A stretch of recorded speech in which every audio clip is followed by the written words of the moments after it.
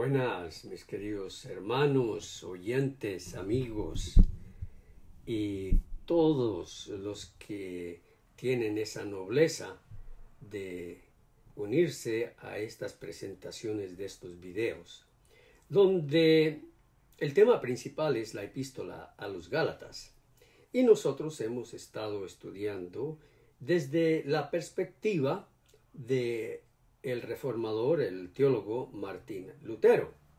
Pero también hemos visto que no es necesario acudir a los escritos de Lutero, particularmente el comentario de Martín Lutero, que por el momento lo hemos dejado allí a un lado para contestar la pregunta de Pablo en Gálatas. Entonces, ¿por qué razón fue dada la ley?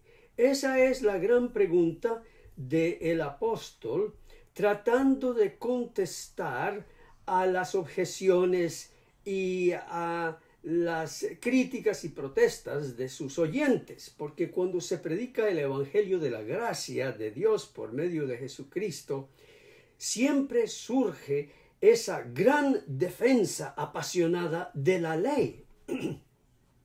Y es lo que el apóstol aquí contesta. Entonces, ¿para qué sirve la ley?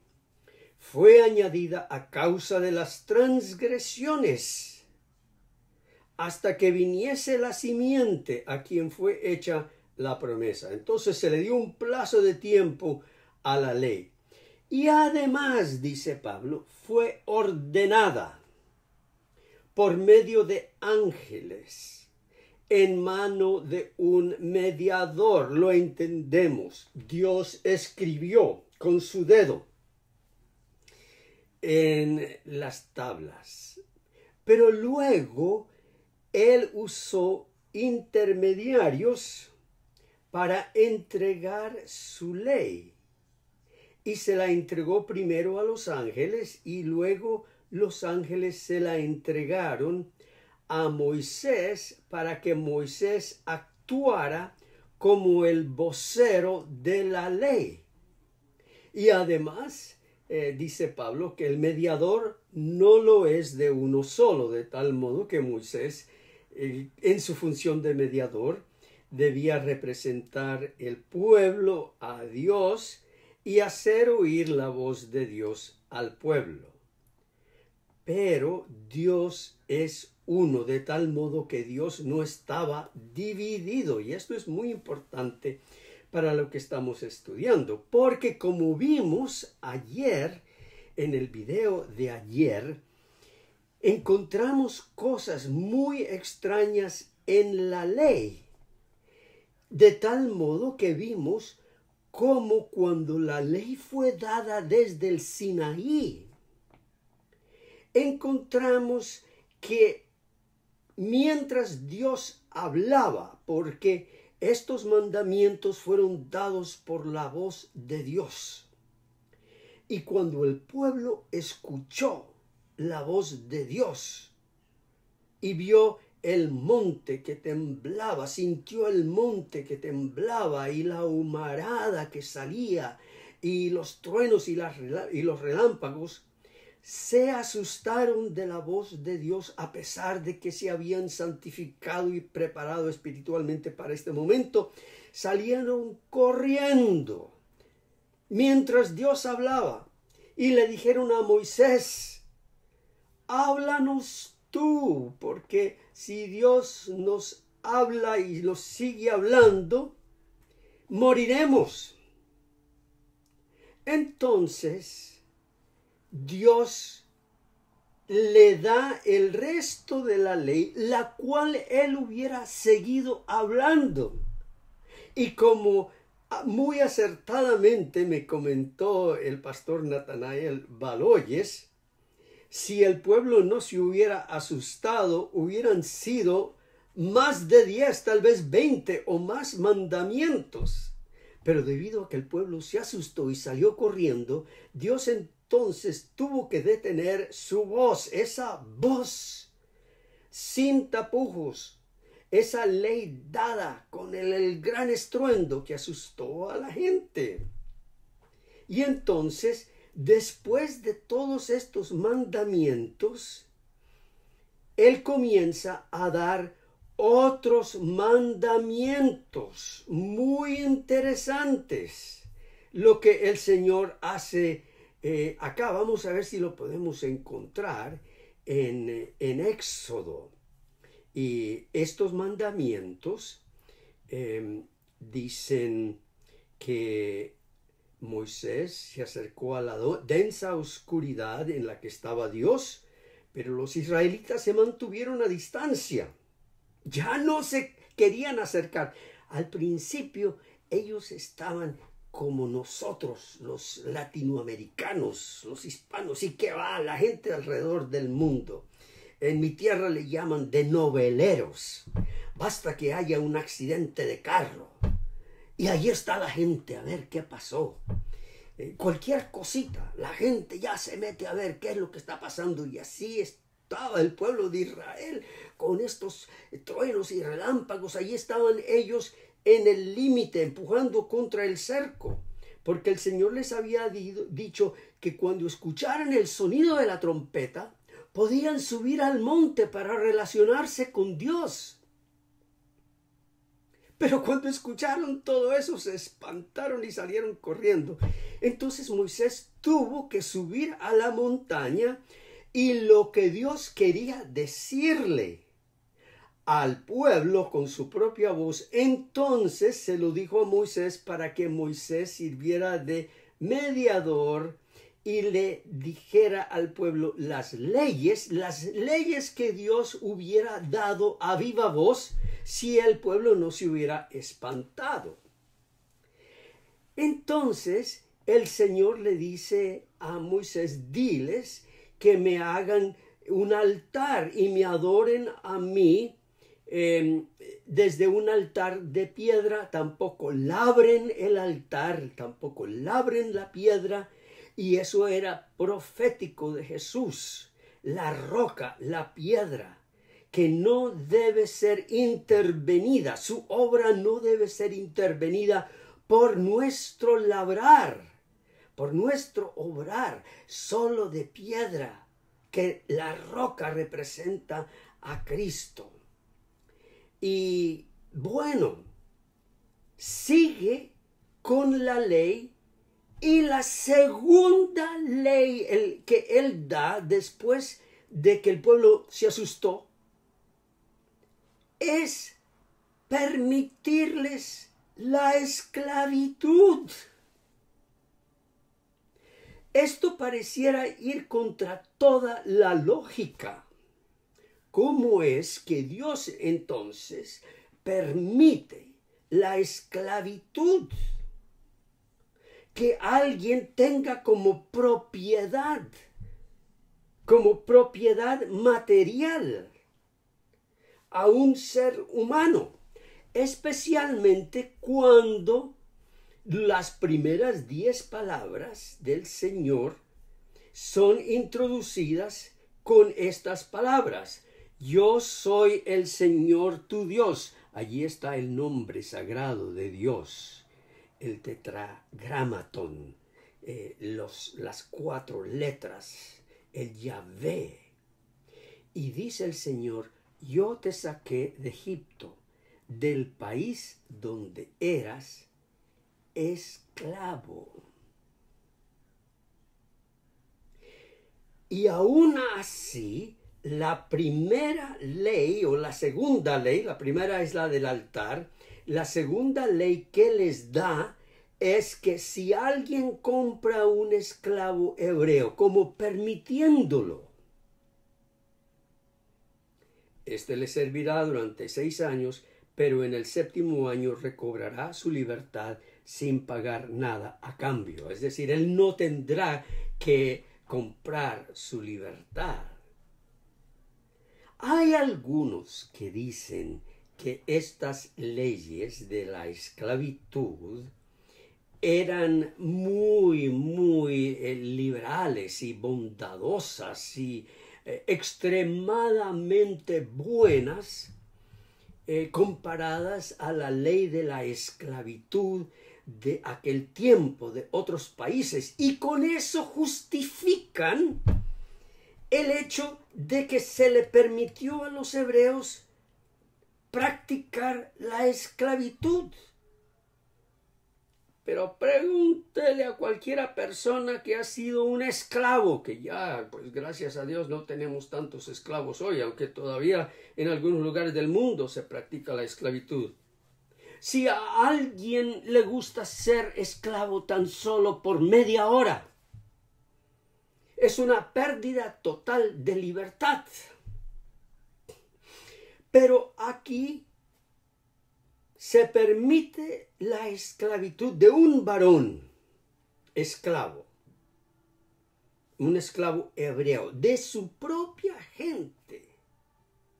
Podían tener esclavos y Dios lo permitía. Algunos seguramente preguntan lo que yo mismo me he preguntado, y entonces, ¿qué clase de Dios es ese? ¿Qué clase de ley es esta? Y eso no es nada. Como vimos aquí a manera de repasar, si el esclavo llega soltero, soltero se irá. Si llega casado, su esposa se irá con él. Si el amo le da mujer al esclavo, como ella es propiedad del amo, serán también del amo los hijos o hijas que el esclavo tenga con ella. Así que el esclavo será solo. La ley permitía que la familia fuera destrozada para que el varón ganara la libertad.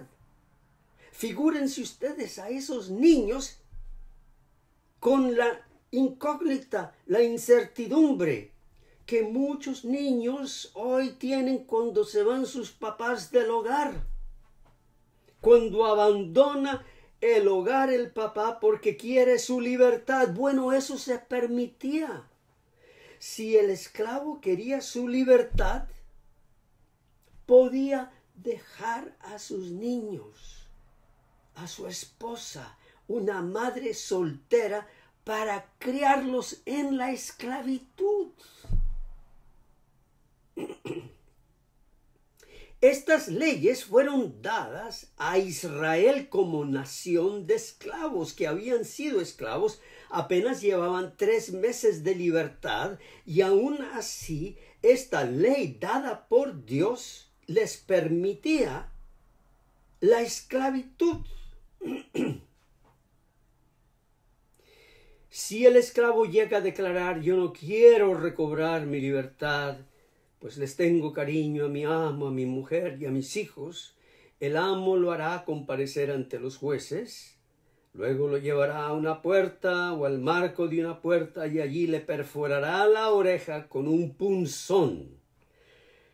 Así el esclavo se quedará de por vida con su amo, de tal modo que si este esclavo trataba de lograr su libertad o se escapaba, al verlo en cualquier ciudad, la gente se daba cuenta que había un hueco en el lóbulo de la oreja. Y decía: ese es un escapado. Y la ley no lo amparaba. Peor aún, si alguien vende a su hija como esclava, la muchacha no se podrá ir como los esclavos varones. En otras palabras, después de los 6 años, mijita, te quedas porque te quedas. Allí pareciera haber una discriminación contra la mujer por ser mujer. Y la ley lo permitía.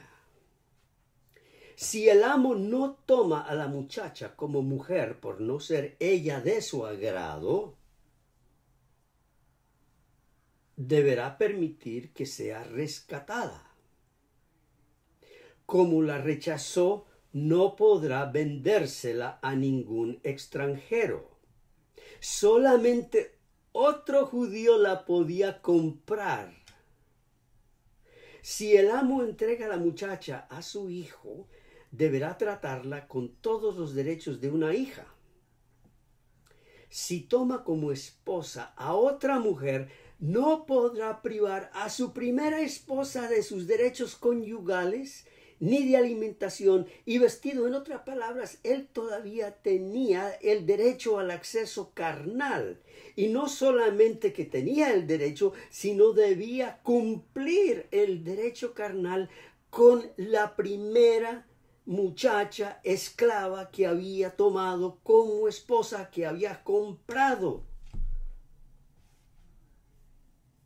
Esa es parte de la ley de Dios. Si el pueblo no se hubiera asustado, el pueblo hubiera escuchado todo esto. Y hoy esto estuviera incluido dentro de las tablas de la ley que ustedes ven allí. Si no le provee estas tres cosas, la mujer podrá irse sin que se pague nada por ella. Esta es parte de la ley de Dios. No lo pueden llamar parte de la ley ceremonial porque aquí no hay ninguna ceremonia. Esto se supone que es una ley más bondadosa de la esclavitud de la que existía en aquellos días. Pero esclavitud es esclavitud y todo esto se presta para lo que hoy se llama trata de personas. Porque aquí cualquier amo, cualquier ricachón podía decirle a un fulano: ve y habla con Jacobo que está por allá y me gusta la hijita que tiene. Está muy bonita. Dile que yo le ofrezco tanto.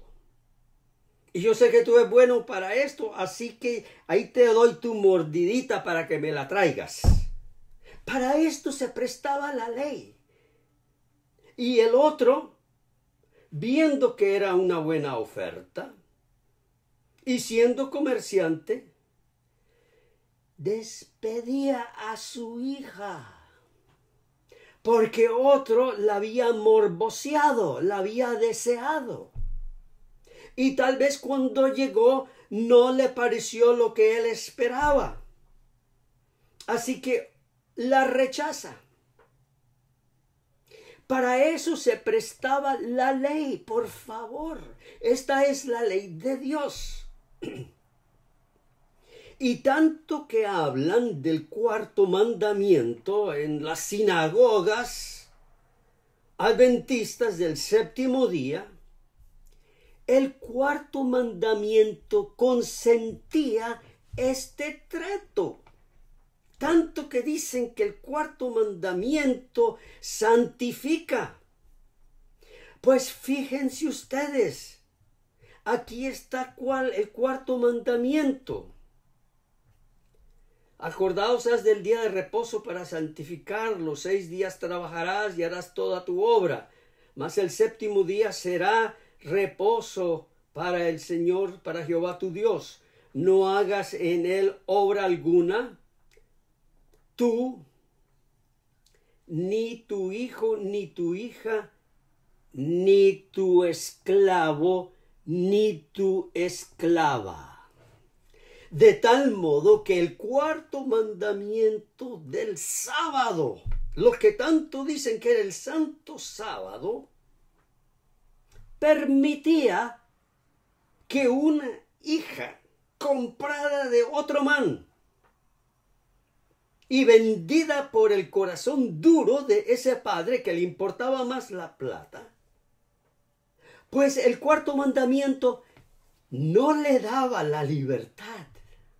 Si el cuarto mandamiento fuera un mandamiento moral, entonces el cuarto mandamiento diría que si hay algún esclavo en tu casa, si has comprado una hija de otro como esclava, le darás plena libertad el día sábado. Entonces sí veríamos que el mandamiento es moral, pero aquí no hay esa moral.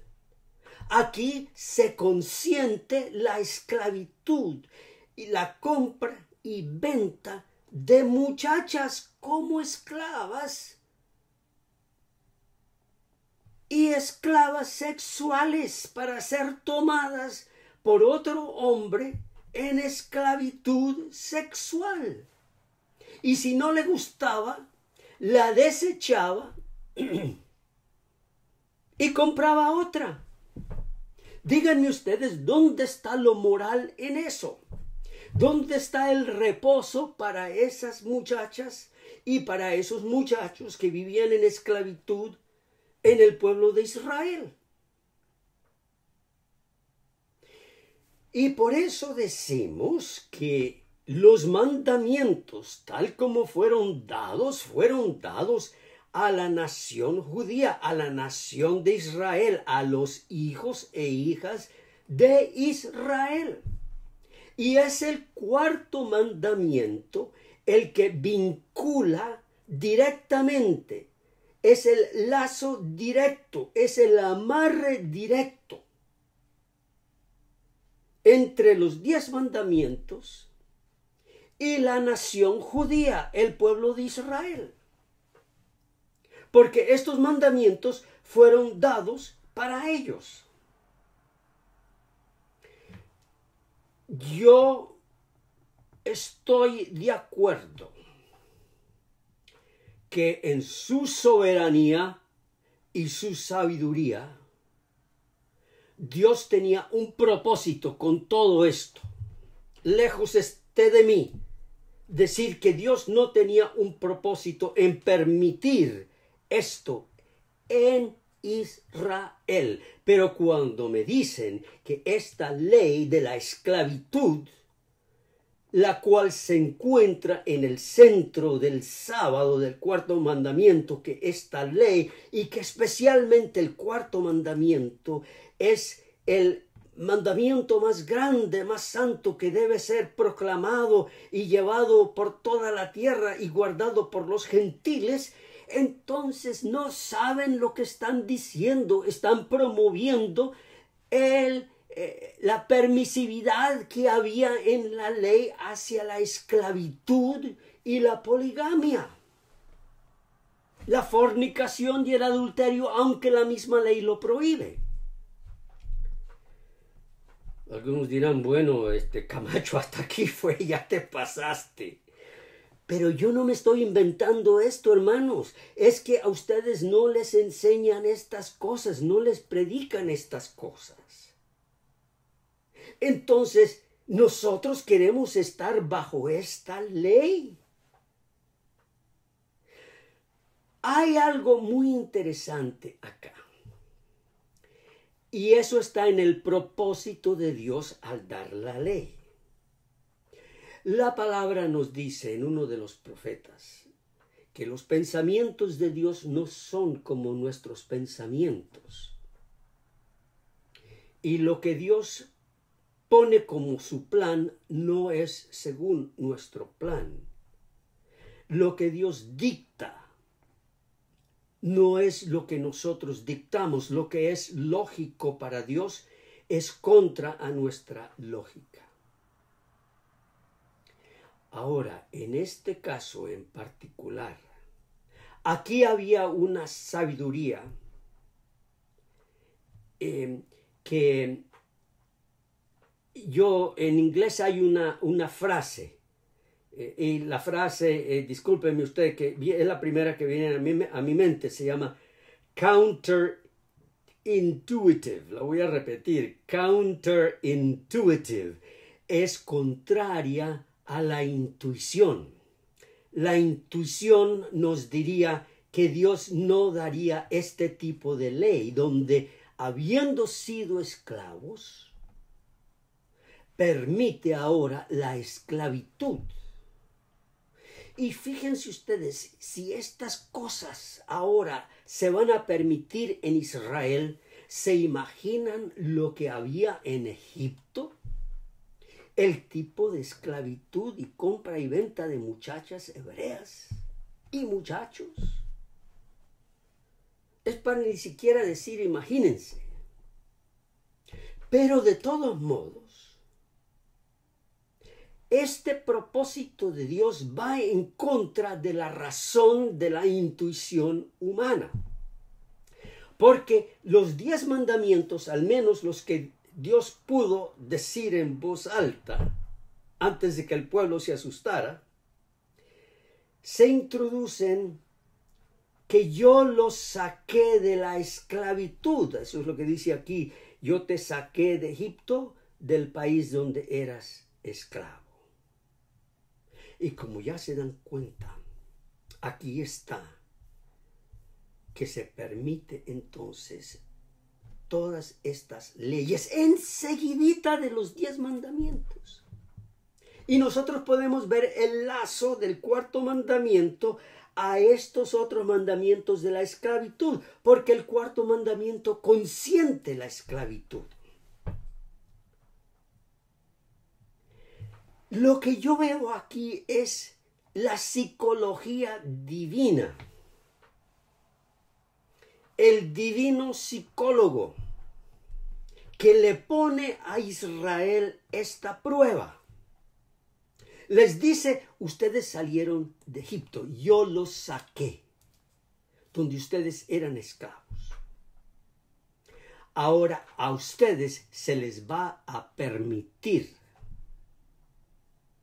esclavizar a otros como ustedes fueron esclavizados. La psicología inversa de Dios es para que el pueblo hubiera dicho, no, Señor, perdónanos, ten misericordia de nosotros. Pero nosotros no podemos imponer esa horrible esclavitud sobre nuestros hermanos. Nosotros recordamos cómo los egipcios tomaron a nuestras hijas y lo que hicieron con ellas. Nosotros no queremos hacer eso con nuestras hijas. No queremos que nadie viva en esclavitud. Estas leyes, Señor, no las vamos a guardar. Vamos a mostrar la misericordia que tú nos mostraste al sacarte de Egipto. Lo vamos a mostrar hacia nuestro prójimo. Esa es la gran mente de la psicología divina. Para que el pueblo no repitiera los errores que había sufrido en Egipto, habiendo sido ellos esclavos. Pero por eso dice el apóstol Pablo, años después, que la ley fue dada debido a las transgresiones. Porque el pueblo de Israel no razonó contra el raciocinio. No razonó como Dios quería que ellos razonaran. Ah, esclavitud. Bien, la muchachita aquella sí me gusta. ¿Cuánto vale? ¿Por cuánto me la vendes? Y esta es la actitud carnal. Por eso mismo dice el apóstol Pablo que la ley hace abundar el pecado. Y aquí lo vemos. La intención de Dios era apelar al corazón humano, a rechazar todo esto. Pero el corazón humano tenía que ser expuesto por lo que es. Codicioso, lujurioso, envidioso, codicioso. Y aquí la ley está haciendo esa función. Pero todo aquel que hoy dice, sí, yo guardo la ley de Dios, yo guardo los mandamientos y los voy a guardar porque los voy a guardar, ustedes no saben lo que están diciendo, porque el mismo Israel dijo, así, todo lo que nos estás mandando, eso lo vamos a hacer. Claro está, porque en gran parte le convenía a la naturaleza pecaminosa tener esclavos y esclavas. Entonces hoy, cuando hay una iglesia en particular que dice que nosotros somos la iglesia de los mandamientos, ustedes están apoyando todo esto sin rechazarlo, sin decir, no, nosotros no vamos a guardar un sábado así. Nosotros no vamos a tener esas leyes. Nosotros, aunque no tal vez tenemos a nadie hoy en esclavitud, vamos a decir que esta no es la ley que nos conviene. Esta no es la ley dada para el pueblo de Dios después de Cristo. Los mismos profetas decían, misericordia quiero y no sacrificios. Amarás a Dios, amarás a tu prójimo.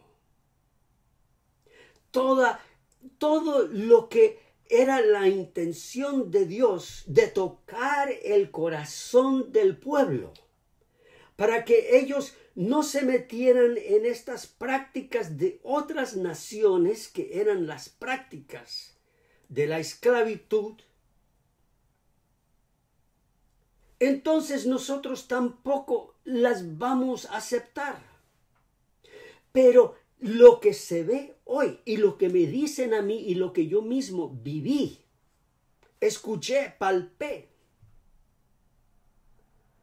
es como dentro, y ese es mi punto de referencia, aunque yo sé que existe en otras iglesias, y tal vez peor, en otras denominaciones, existe una esclavitud espiritual.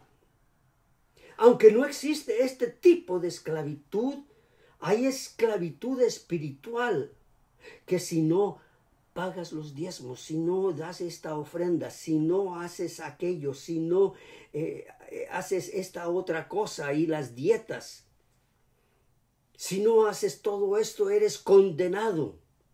Y viven bajo un estado de manipulación y la gente desarrolla este síndrome de Estocolmo, que vuelve vez tras vez al lugar donde les están martirizando. Eso nos escriben hermanos aquí como comentarios en YouTube, diciéndome, yo fui a la iglesia hoy y escuché lo mismo.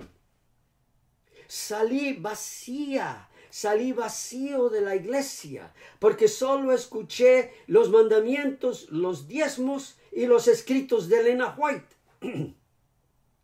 La misma Elena White consintió la esclavitud de los afroamericanos en los Estados Unidos por años. Y aún después consintió la segregación, de que debía haber iglesias para los afros e iglesias para los blancos. En el año 1960, cuando nosotros llegamos a Tacoma Park, Maryland, en Estados Unidos, todavía había iglesias para negros e iglesias para blancos, adventistas del séptimo día. Yo mismo fui pastor asociado en una gran iglesia americana en California, en la Meca Adventista, en Loma Linda, donde hermanos afroamericanos me contaron, me contaron que cuando ellos llegaron a esa iglesia por primera vez en 1965, estamos hablando ya de historia patria, pero fue durante el movimiento del otro Martín Lutero King Jr., que buscaba los derechos humanos, que en ese tiempo no les permitieron entrar a la iglesia. Y estamos hablando de una iglesia que existe hasta el día de hoy, iglesia de Campus Hill Church en Loma Linda. No les permitieron entrar a esa iglesia, sino que los diáconos que estaban al frente los mandaron a la iglesia de los negros allá al otro lado de Loma Linda. hasta que poco a poco fueron cediendo, y yo escuché que finalmente por allí en los años 90, como son las cosas, ¿no? Esa iglesia hasta tuvo una mujer afro como pastora. Interesante. Pero es para decir que los que se atan a la ley inconscientemente van a querer a esclavizar. Por eso el Señor,